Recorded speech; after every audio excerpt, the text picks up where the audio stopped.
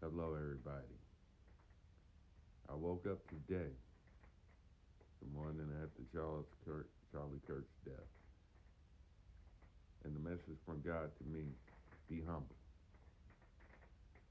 Because the first thing I woke up to was reading negative posts that was celebrating by some individuals the death of Charlie Kirk. And the first thing I did after that, I prayed for each and every one of them that was celebrating the death and murder of another human being. I said, I will not further toxicity, I will not further hate, nor will I feed the negative hyenas, no matter if they're on the left or on the right. I don't have to wait for permission to speak how I feel like some others. That was the number one thing I woke up to that caught my attention. When you lose a loved one, I don't remember anybody telling or asking somebody for their moment to be a human being, to say what is decent and proper, to do what is necessary, not by permission of the moment, by necessity of being one of God's children at that time. God doesn't come when you want him to come. God comes when you need him to be there. Right now, most of America need God to be there. Not just for Charlie Kirk, but for any time you lose a loved one and you go through grief, you go through acceptance. This is what's going on all across this nation. It's okay to be angry. It's okay to be mad and frustrated at what's happened.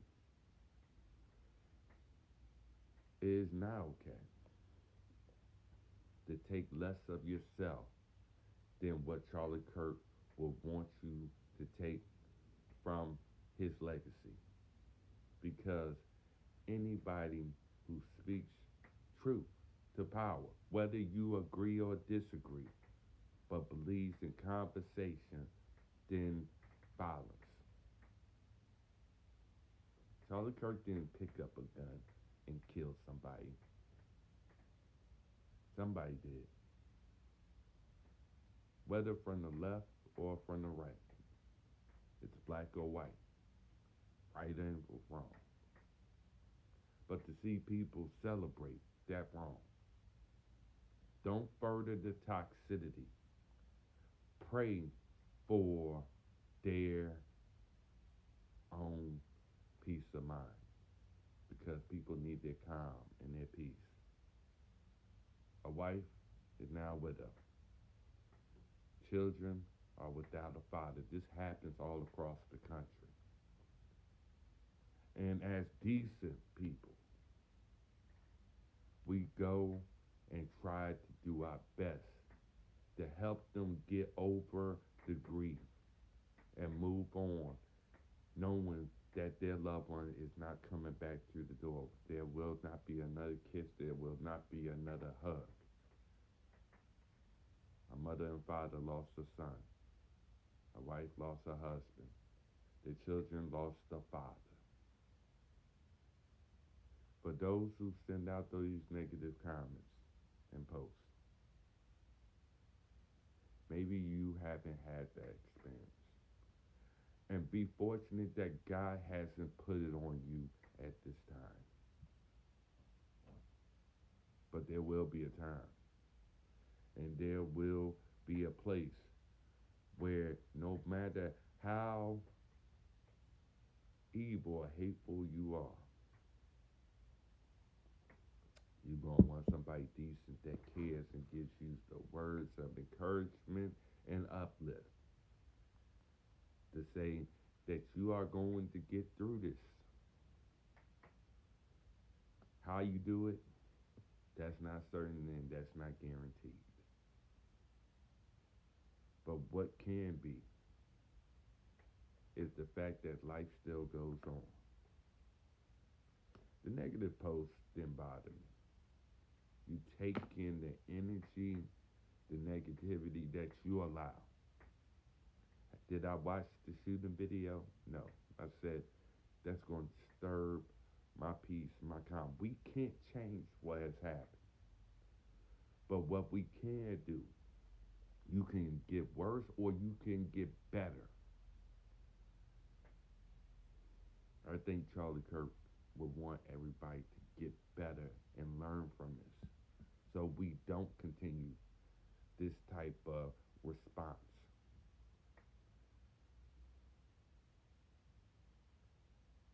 Regardless of whether you like Charlie Kirk or not, he represented everything that you're able to say, whether positive or negative, in this country. But the sacrifice and the consequence that can come with it. You don't know when your last day is going to be here, the last minute, second, or hour. But what you do up until that moment, some people will go to the grave with their own peace and say, I did my part while I was here. Regardless of whether others find it right, wrong, or offensive, we take what Charlie Kirk has went through and has died for every single day as leaders who speak up and speak out, regardless of whether you agree or don't agree. That's the price we pay. Whether we go into a bathroom or whether we are just out having fun at an amusement park. Our fun is limited. The thoughts go through our head every single day. It went through Dr. Martin Luther King Jr. every single day, Malcolm X, and any leader shot and tragically murdered.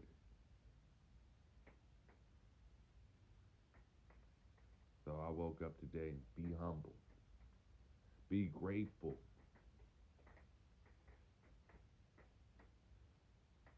Be happy. Somebody died living the life that they claimed, took ownership. Many people can't even take on ownership and responsibility to this day. They won't die for what they say. They won't pay the price for what they do. But they will quickly try to see others take on their pain. Remember, anybody speaks tragedy and harm and is celebrating it. Pray for their peace of mind because the storms that they go through are storms you can't see. The lightning and the thunder. The hail within the blizzard. That's the souls that they have. That's not the souls that you need to have. But I will never, ever ask permission to speak my mind or to speak how I feel. That happens at the time that's necessary. That's sometimes what God does for people. It's not about the moment of what the world or man decides to give you permission for. When you love, you speak that love because it's necessary, not because it's an obligation. To some people that are bothered and worried, we can't bring Charlie back. That's the reality. Just like we can't bring any of our loved ones back. Every day Martin Luther King Jr. knew he would face death. Every day Malcolm X knew he would face death. Every day President Trump knows he will face death. What each and every one of us needs to know every day as an individual, we face death. We can face death and we can keep moving forward. That's the choices that we have. And that's why I will continue to tell people continue to move forward.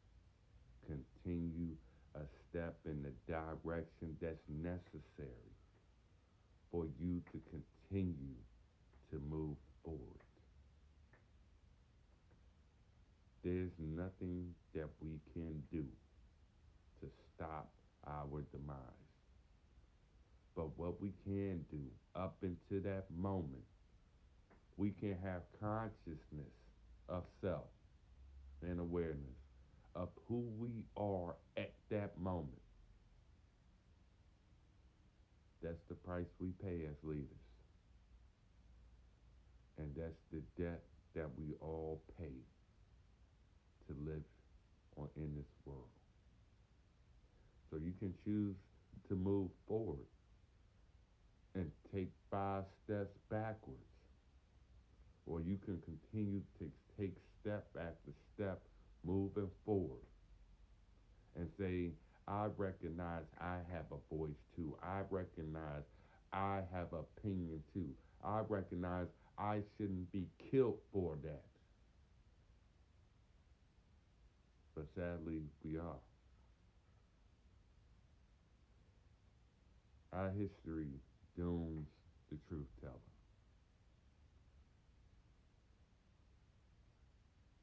But the thing is, as you as an individual, you have choice.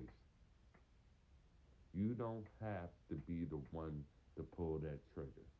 You don't have to be the one to stab somebody in the subway or in a public transit facility. You don't have to be that person that decides that evil comes first in the priority in your life. You can choose to be that person, or you can choose to keep moving forward. You can help your brother and sister. You can choose to be there for a loved one who has lost their world and say, I continue to be here in your world, regardless of how the circumstances may have came. You can choose to move forward, or you can choose to move 5 steps backwards. What would the people who love you the most want you to do today? They would want you to continue to enjoy your life. They would want you to continue to enjoy the positive energy and vibes that God blesses you with. They wouldn't want to further your hate. They wouldn't want to further your demise because they should love you more than that. And I believe more than ever, if you take in the hate and you take in the negative energy just because of what you read and decide to put into your life, I don't think anybody will want you to suffer any more pain for the pain that they already have taken on. Charlie Kirk has already taken that pain on. He has taken that to his last breath. I wish to die that honorably. To be in conviction and awareness that I am who I am. And I say how I feel. I'd rather go to the grave standing on truth than go to the grave standing on permission of others that don't care anything about the casket. We spend more time worshiping politicians instead of embracing our brothers and sisters, regardless if they're on the left or on the right. those who decide to discriminate, and those who decide to further their overgeneralizations are just as contributory to the decline, toxicity, the hate, the indecency of what comes with this tragedy. Or you can show the love, the honor, the respect, and the dignity that you will want for your further brother and sister, for your further neighbor, or even for a stranger. I didn't know Charlie Kirk. Never met him one day in my life. I may have saw a few videos. But the fact is, I heard him speak. I didn't pick up a gun and act like a coward and kill somebody far away that had no clue it was coming. But what I do today, in honor, be humble. I am aware that I can face that same tragedy or the same death every single day I walk outside, or even as I stay inside. Because lately, trouble doesn't wait for you to get in the car and go off. Trouble sometimes comes to your home and comes for your family and comes from the people that you love the most. Pity those who don't have that love. And that's what you will have with those that celebrate this death. It's okay to take a moment. Take a moment for clarity. Encourage and uplift first your spirit and your soul before you further corrupt others. You can embrace the hate. You can hug the love. And I believe Charlie Kirk would want us to hug the love. Be humble. Now bow your heads and be thankful that God opened your eyes today. Be thankful that God didn't cause any further harm to anybody that you know of today. There's a lot to be grateful for, even after days of tragedy. Find the best in yourself and don't embrace anything that brings out the worst in you. Don't give the enemy that type of power. Be humble.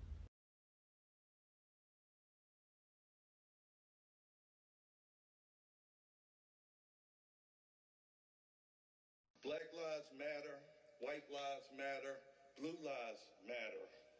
My life and my history matters, and so does yours. It's called American history, so stop the division. Today is a day that we must put political allegiance to the side and act in a manner that's in the best interest of our country. A patriot story is meant to be told, not ever erased. We are endowed by a creator, regardless of faith, to remember that he created the heavens and the earth. History is history, no matter whether you like it, find it repulsive, or offensive. The biggest mistake we make today is destroying any part of history, no matter what it is. It's what made us into a more perfect union. It's what reminds us that we can overcome and persevere. We must remember history that made us who we are, and that is the greatest nation on earth. And God bless America.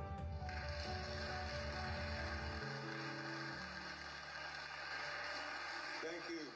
I'm Merle Rutledge, and I approve this ad.